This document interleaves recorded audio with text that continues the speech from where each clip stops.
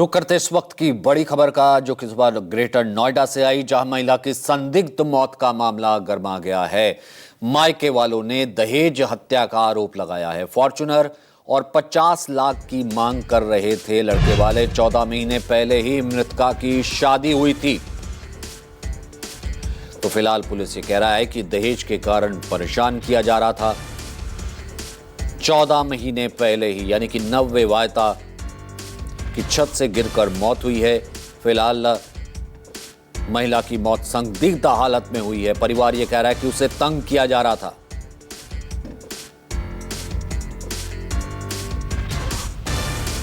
यूसुफ इस वक्त हमारे साथ मौजूद हैं, उनके साथ परिवार वाले मौजूद हैं। यूसुफ, जाहिर सी बात है बेहद दुखद, और जिसने भी ये खबर सुनी है जाहिर सी बात है विचलित हो गया है। हम परिवार से ही सबसे पहले जानना चाहेंगे कि कब उन्हें ये खबर मिली, क्यों वो कह रहे हैं कि दहेज के कारण, इसके पीछे दहेज के कारण तंग किया जा रहा था, और इतनी जल्दी, यानी कि शादी के कुछ चंद महीने बाद इस तरह की घटना सामने आना और मृत्यु हो जाना दीपिका की। क्या घर वाले कह रहे हैं, क्या कुछ पूरी बातें सामने आ रही हैं? जी बिल्कुल, दीपिका की जो चाची हैं वो हमारे साथ में हैं, उनसे बात करेंगे। अनीता साथ में है।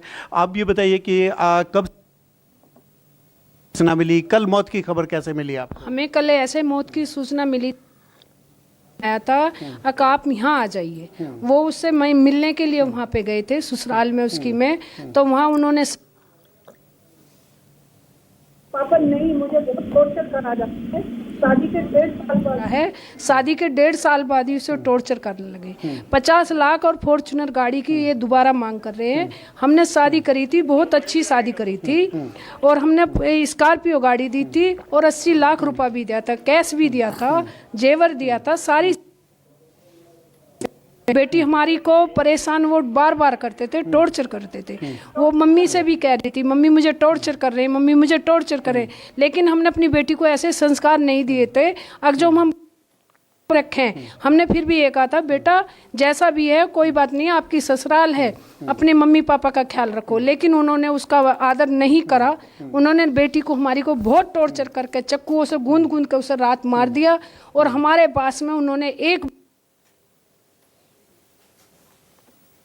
है वो आप आके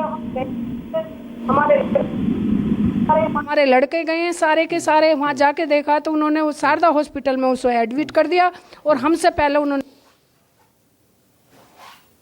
लैंड कर दिया और हमें कुछ नहीं पता। हम तो अपनी बेटी के चक्कर में लग गए। अब हमारी बेटी बच जाए, लेकिन हमारी बेटी नहीं बची। योगी सरकार क्या कर रही है? हम बेटी पढ़ा रहे हैं, दिखा रहे हैं, हम अपनी बेटियों की शादी अच्छे से कर रहे हैं, फिर भी उस योगी सरकार कुछ नहीं कर रही। हमें इंसाफ चाहिए। उनके मकानों पे बिल्डर से चलना चाहिए। जैसे हम आज अपनी बेटी की चिता जलाएंगे तो उनकी बेटा भी आज ही चलना चाहिए। काउंटर में मारा जाए या हमें सौंप दो। ये पुलिस क्या कर रही है? कुछ नहीं कर रही पुलिस ने आज तक भी कुछ करा है? कितनी बेटियां मरी हैं? कभी कुछ नहीं करा पुलिस वालों ने, कभी भी। कौन है ये लड़के वाले, कैसे रिश्ता हुआ था, उनकी तरफ से क्या कुछ कहा गया है? पढ़ाया लिखाया इतने अच्छे से हमने अपनी बेटी को पढ़ाया था, लेकिन हमें ये नहीं पता करके हमारी बेटी को रात को मारकर जब हमें बुलाएंगे, हमें ये पता नहीं था। लेकिन उन्होंने मारकर जब हमें कंप्लेंट करी है, आ जाओ तुम्हारी बेटी जीने से गिर गई है। हमारी बेटी जीने से नहीं गिरी, उन्होंने गोली मार के चक्कू से ऐसे काट के बहुत बुरी तरह से हालत में गई है हमारी बेटी। हम पर देखा भी नहीं जा रहा, हम पर बोला भी नहीं जा रहा, लेकिन क्या करें, हमारी मजबूरी है। जब आप लोग आए तो आपको हमें बताना है। एक परिवार के लिए बहुत मुश्किल घड़ी है, बहुत मुश्किल घड़ी है। कैसे मेंटेन कर पा रहे हैं? कैसे हम मेंटेन कर पा रहे हैं? बच्ची मर गई, बच्ची हमारी मर गई, जिसको हमने पाल के और इतना बड़ा करा। उसकी मदर देखो, उसकी तरह से बात नहीं करी जा रही। हम तो बहुत अच्छे से समझते हैं कितना बड़ा दुख है आज हमारे लिए। तो समाज से हम यही कह रहे हैं, योगी सरकार से ये कह रहे हैं, अब ये दहेज का बिल्कुल बंद करा जाए और उनका बिल्डर से चले, मकान तोड़ दे, सील कर दे और हमें इंसाफ मिले। हम ये चाहते हैं, ऊपर से ऊपर तक हमारी शिकायत जानी चाहिए। बिल्कुल परिवार जानी चाहिए। बिल्कुल परिवार का जो है वो बहुत मौत हुई है।